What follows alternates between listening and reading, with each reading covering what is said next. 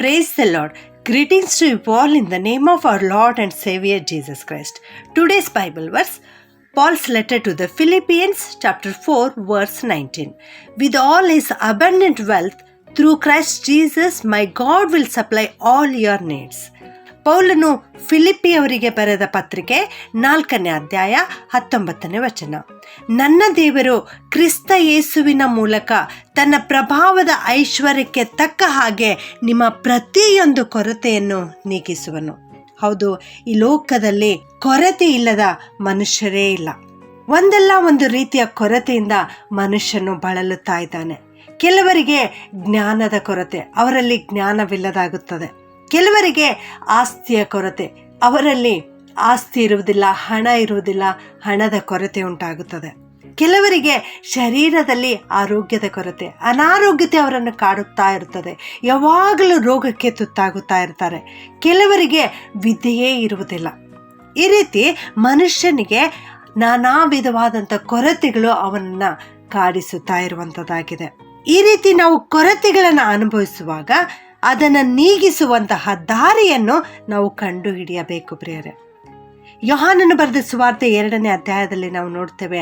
ಅಲ್ಲಿ ಯೇಸು ಸ್ವಾಮಿ ಮತ್ತು ಆತನ ತಾಯಿಯಾದ ಮರಿಯಳು ಒಂದು ಮದುವೆಗೆ ಹೋಗಿದ್ದರು. ಆ ಕಾನಾ ಊರಿನ ಮದುವೆಯಲ್ಲಿ ದ್ರಾಕ್ಷಾರಸದ ಕೊರತೆ ಉಂಟಾಗುತ್ತದೆ. ಆಗ ಯೇಸುವಿನ ತಾಯಿ ಯೇಸು ಕ್ರಿಸ್ತನ ಬಳಿಗೆ ಬಂದು ಅವರಿಗೆ ದ್ರಾಕ್ಷಾರಸದ ಕೊರತೆ ಇದೆ ಎಂಬುದಾಗಿ ತಿಳಿಸಿದಳು ಪ್ರಿಯರೇ. ಮೊದಲನೆಯದಾಗಿ ನಾವು ನಮ್ಮಲ್ಲಿರುವ ಕೊರತೆಗಳನ್ನು ನಮ್ಮ ಯೇಸು ಕ್ರಿಸ್ತನಿಗೆ ತಿಳಿಸುವಂಥವರಾಗಿರಬೇಕು. ಮನುಷ್ಯರ ಬಳಿ ಒಂದು ವೇಳೆ ನಮ್ಮ ಕೊರತೆಗಳನ್ನು ಹೇಳಿಕೊಳ್ಳುವಾಗ ಅವರು ನಮಗೆ ಗೇಲಿ ಮಾಡಿ ನಮ್ಮ ಬಗ್ಗೆ ಕೀಳಾಗಿ ಮಾತನಾಡುವರು. ಆದರೆ ನಮ್ಮ ಸರ್ವಶಕ್ತನಾದ ದೇವರು ನಮ್ಮ ಕೊರತೆಗಳನ್ನು ಕೇಳಿಸಿಕೊಳ್ಳುವುದಕ್ಕೆ ಆಸಕ್ತಿಯಿಂದ ಕಾಯುತ್ತಾ ಇದ್ದಾರೆ.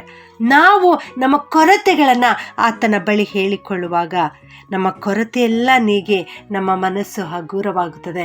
ನಮ್ಮ ಯೇಸು ಸ್ವಾಮಿ ತನ್ನ ಪ್ರಭಾವದ ಐಶ್ವರ್ಯಕ್ಕೆ ತಕ್ಕ ಹಾಗೆ ನಮ್ಮ ಕೊರತೆಗಳೆಲ್ಲವನ್ನ ನೀಗಿಸುವನು. ಮೊದಲನೇದಾಗಿ ನಮ್ಮ ಕೊರತೆ ನೀಗಬೇಕಾದ್ರೆ ಯೇಸು ಕ್ರಿಸ್ತನ ಬಳಿ ಹೇಳಿಕೊಳ್ಳಬೇಕು. ಎರಡನೆಯದಾಗಿ ನಾವು ನೋಡ್ತೇವೆ, ಮರಿಯಳು ಇನ್ನೊಂದು ಕಾರ್ಯವನ್ನು ಮಾಡಿದಳು. ಅದೇನೆಂದರೆ ಅಲ್ಲಿರುವ ಸೇವಕರಿಗೆ ಹೇಳಿದಳು, ಆತನು ಹೇಳಿದಂತೆ ಮಾಡಿರಿ ಎಂಬುದಾಗಿ. ಹೌದು, ನಾವು ಸಹ ನಮ್ಮ ಕೊರತೆಯು ನೀಗಿಸಲ್ಪಡಬೇಕಾದರೆ ಯೇಸು ಕ್ರಿಸ್ತನು ಹೇಳಿದಂತೆ ನಾವು ಮಾಡಬೇಕು. ಯೇಸು ಕ್ರಿಸ್ತನ ಮಾರ್ಗದರ್ಶನದಂತೆ ನಾವು ನಡೆಯಬೇಕು. ಆತನ ವಾಕ್ಯವನ್ನು ಅನುಸರಿಸಿ ನಾವು ನಡೆಯಬೇಕು. ವೇದ ವಾಕ್ಯದ ಪ್ರಕಾರವಾಗಿ ನಮ್ಮ ಮನೆಗಳನ್ನು, ನಮ್ಮ ಕುಟುಂಬವನ್ನು ಕಟ್ಟುವಾಗ ಎಷ್ಟು ಗಾಳಿ ಬೀಸಿದರೂ, ಎಷ್ಟು ಅಲೆಗಳು ಬಂದು ಹೊಡೆದರೂ ನಮ್ಮ ಮನೆಯು, ನಮ್ಮ ಕುಟುಂಬವು ಬಿದ್ದು ಹೋಗಲಿಕ್ಕೆ ಸಾಧ್ಯವಿಲ್ಲ. ಬಂಡೆ ಮೇಲೆ ಕಟ್ಟಲ್ಪಟ್ಟಂತ ಮನೆಯಂತೆ ನಮ್ಮ ಕುಟುಂಬವಿರುತ್ತದೆ ಪ್ರಿಯರೇ. ಇದನ್ನು ನಾವು ಮತ್ತಾಯನು ಬರೆದ ಸುವಾರ್ತೆ 7ನೇ ಅಧ್ಯಾಯ 24ನೇ ವಚನದಲ್ಲಿ ನಾವು ನೋಡ್ತೇವೆ. ಕೊರತೆಯನ್ನು ಹೇಗೆ ನೀಗಿಸುವುದು ಎಂಬುದಾಗಿ ನೀವು ಆಲೋಚಿಸುವಾಗ ನಿಮ್ಮ ಹೃದಯದ ಆಲೋಚನೆಗಳು ನಿಮ್ಮ ಮನಸ್ಸಿಗೆ ಬರುವಂಥದ್ದಾಗಿದೆ. ಈ ಲೋಕದ ಜನರು ನಿಮಗೆ ಆಲೋಚನೆಗಳನ್ನು ಕೊಡುವರು, ಸೈತಾನನೂ ಕೂಡ ನಿಮಗೆ ಆಲೋಚನೆ ಕೊಡುವನು. ಆದರೆ ನೀವು ಅದ್ಯಾವುದಕ್ಕೂ ಕಿವಿಗೊಡದೆ ಸತ್ಯವೇದದ ವಾಕ್ಯಗಳನ್ನು ಅನುಸರಿಸಿ ವೇದ ವಾಕ್ಯಕ್ಕೆ ನೀವು ಕಿವಿಗೊಡುವಾಗ ನಿಮ್ಮ ಕೊರತೆಗಳೆಲ್ಲವೂ ನೀಗಿಸಲ್ಪಡುವು ಪ್ರಿಯರೇ. ಯೇಸು ಕ್ರಿಸ್ತನು ಹೇಳಿದಂತೆ ಆ ಸೇವಕರು ಕಲ್ಲಿನ ಬಾನೆಗಳಲ್ಲಿ ನೀರನ್ನು ತುಂಬಿಸಿದರು. ಆ ಸಮಯದಲ್ಲಿ ಸೇವಕರು ತಮ್ಮ ಜ್ಞಾನವನ್ನು ಉಪಯೋಗಿಸಲಿಕ್ಕೆ ಅಲ್ಲಿ ಸಾಧ್ಯವಾಗಲಿಲ್ಲ. ಯೇಸು ಕ್ರಿಸ್ತನು ಹೇಳಿದಂತೆ ಅವರು ಆ ನೀರನ್ನು ಹಂಚಲಿಕ್ಕೆ ಪ್ರಾರಂಭಿಸಿದರು. ಆಗ ಆ ನೀರು ರುಚಿಕರವಾದಂಥ ದ್ರಾಕ್ಷಾರಸವಾಗಿ ಮಾರ್ಪಾಟಾಯಿತು ಪ್ರಿಯರೇ. ಅದೇ ರೀತಿಯಲ್ಲಿ ನಾವು ಕೂಡ ಕ್ರಿಸ್ತನು ಹೇಳುವ ಹಾಗೆ ಮಾಡುವಾಗ ನಮ್ಮ ಕೊರತೆಗಳೆಲ್ಲವೂ ನೀಗಿ ಸಂತೋಷದಿಂದ ಜೀವಿಸಲಿಕ್ಕೆ ಸಾಧ್ಯವಾಗುತ್ತದೆ. ಪ್ರಾರ್ಥನೆ ಮಾಡಿಕೊಳ್ಳೋಣ.